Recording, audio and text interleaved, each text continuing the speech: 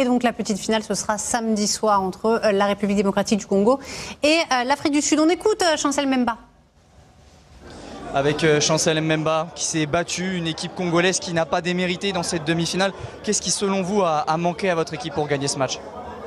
Non, on savait que ça va être très difficile, mais nous on a poussé au début jusqu'à la fin. C'est la réalité du foot, le plus important, on reste tête haute, ça reste encore dernier match, tout est possible. On va rentrer à l'hôtel bien reposé après pour concentrer le prochain match.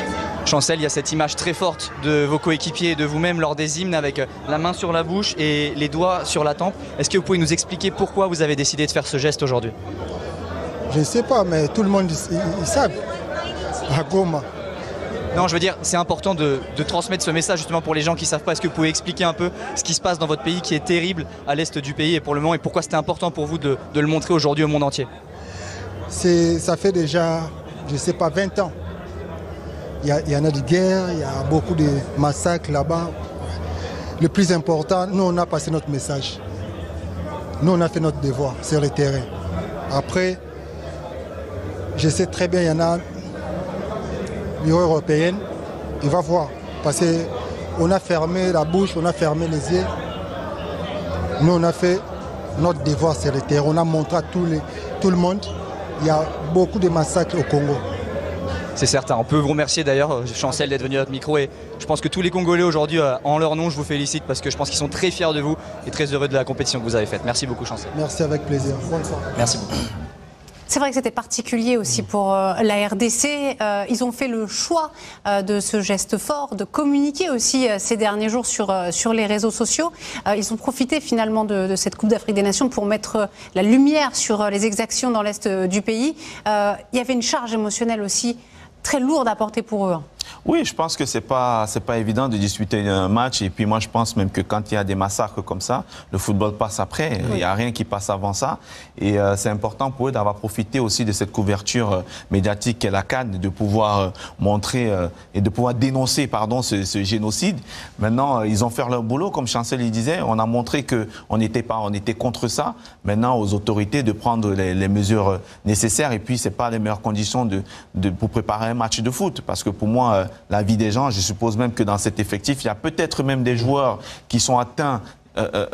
Cédric Bakambu est très impliqué dans cette ville. Ils ont des familles qui sont issues de là-bas. Donc préparer un match en sachant que sa famille est sous les feux des armes ou alors va peut-être mourir, je vous assure que c'est très très difficile.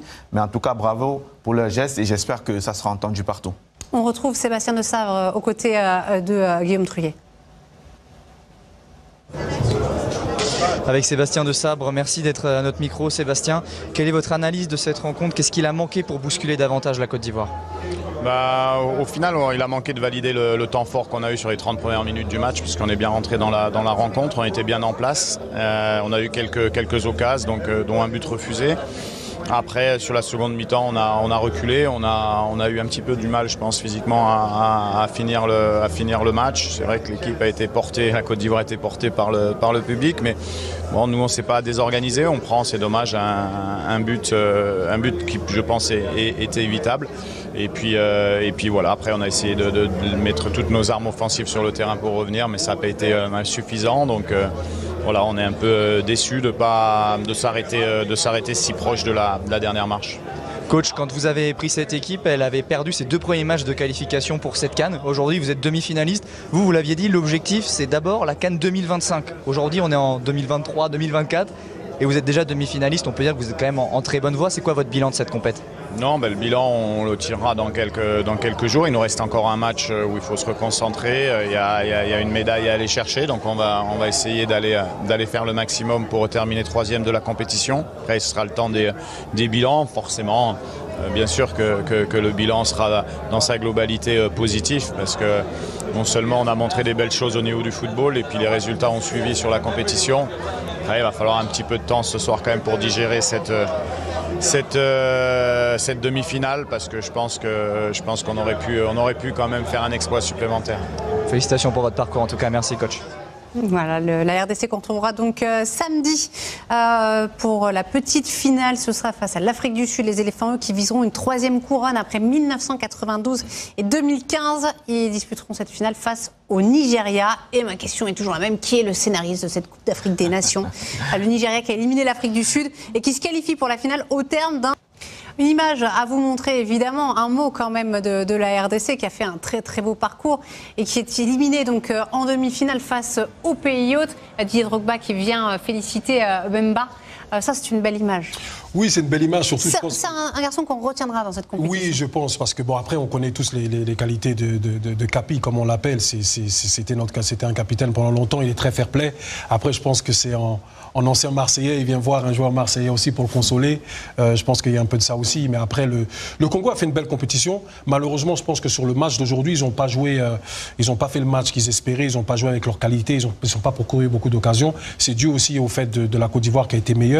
Mais le Congo a fait une énorme compétition, donc il faut leur donner le respect qu'ils méritent. Je pense que dans ce match, il leur a manqué un peu de jambes aux Congolais, parce qu'on les a vus beaucoup plus dans ce système défensif qui maîtrisait énormément. Il laissait très peu d'espace à leurs adversaires. Il fermait vraiment les côtés. On voit que le but vient sur une action de côté. Avec ce Congo, c'était très très rare de voir des adversaires passer sur ce côté. Je trouve qu'il leur a manqué de jambes, et surtout, je crois que la sortie de Kakuta ne les a pas forcément aidés, parce que c'est un joueur qui gardait énormément le ballon par sa technique, par son apport. Il alimentait les attaquants.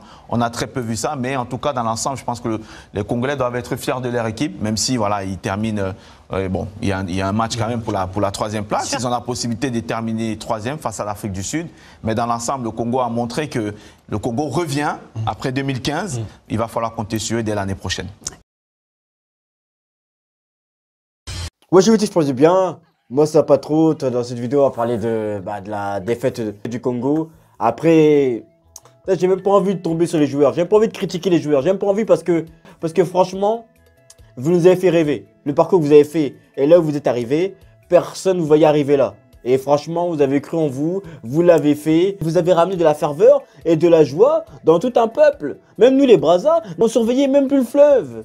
On était là en train de surveiller vos matchs. On regardait, tout le monde regardait. Il y avait un engouement, on était tous derrière vous, tous en train de pousser pour que vous alliez le plus loin possible. Après, peut-être que c'est les limites de ce système de jeu, parce qu'après, il suffit qu'une équipe fasse des attaques placées et arrive à passer par les côtés, et il suffit qu'une bonne action passe, et c'est fini. Même si je pense que les 20 ou les 30 premières minutes, franchement, la RDC était bien rentrée dans le match. Même avec le but refusé, après, il y en a certains qui vont dire qu'il n'aurait pas dû être refusé. Après, bon, le gardien avait le ballon en main. Mais les 20-30 minutes, la RDC était très bien rentrée dans le match.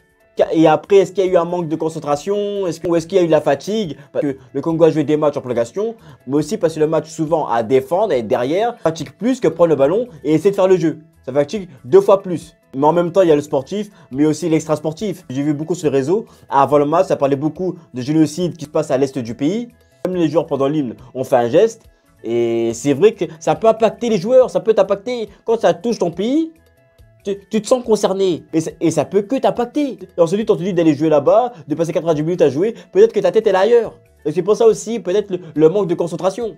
Aussi avoir la colère aussi qui est mêlée avec, parce que personne n'en parle. Les médias n'en parlent pas, personne n'en parle. C'est vrai, c'est pas normal. C'est pour les Ukrainiens, quand ils attaquent en Israël, tout le monde en a parlé. Et limite, si t'en parlais pas, il y avait un problème. Et pas limite, t'étais dans l'autre camp.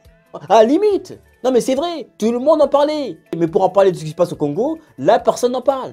Même nous-mêmes, des fois, nous n'en parlons pas. Quand je vois certains qui mettent le drapeau de l'Ukraine et tout, non, c'est pas normal. En tant qu'Africain, c'est pas normal. Je dis pas qu'il faut ignorer les autres souffrances. Je dis juste les siens d'abord. Donc d'abord nous et ensuite après les autres. Parce que si nous n'en parlons pas, eux ils vont pas le faire. Eux ils vont pas en parler. Ah oui, c'est comme ça. Donc si nous en parlions, mais pas que les Congolais, si nous les Africains en général, si nous en parlions, si nous faisons du bruit, là ils seront obligés de voir. Je dis peut-être que l'extra sportif a aussi pesé sur certains joueurs, sur le manque de concentration. Peut-être ça a joué, peut-être il y avait peut-être eu plusieurs facteurs. Mais en tout cas, moi je me dis très fier du parcours de la RDC. Vous avez représenté le Congo, mais c'est pas la fin de notre parcours. Il reste la 3e place à aller chercher. Mais en tout cas, très beau parcours parce que personne attendait le Congo à ce niveau-là. Personne.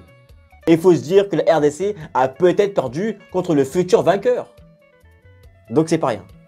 Donc dites-moi ce que vous pensez dans les commentaires du match de la RDC. Est-ce que le but aurait dû être accordé ou refusé? Dites-moi dans les commentaires et on se capte plus tard.